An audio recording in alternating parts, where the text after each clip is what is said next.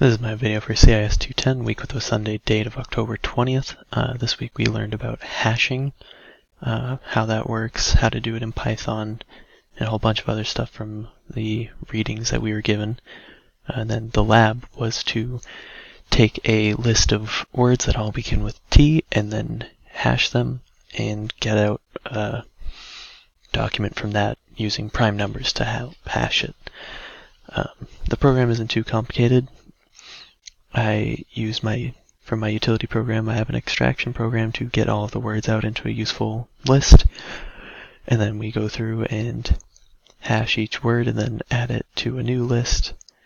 And then we just create that new program and then we can print it out. And I also have it set to make a text document containing all the words and a text document containing the hashes, so that I can make this, which is a list of the words and the hashes correlated to them.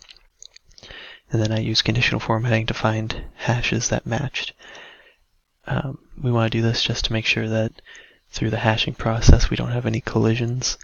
And when they're red, it means there's a collision, but it looks like most of the time it's because we hashed the exact same word, so of course it came out as the exact same thing.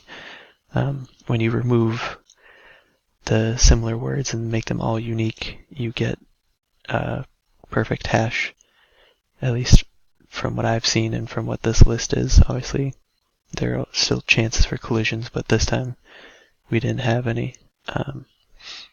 This process wasn't too bad. I had never done hashing before, and trying to kind of make up my own path for hashing didn't really work out, but using the Python provided hash program, or hash function method, worked out well, and from that I was able to pretty quickly figure out how to hash through all of the T-word CSV file.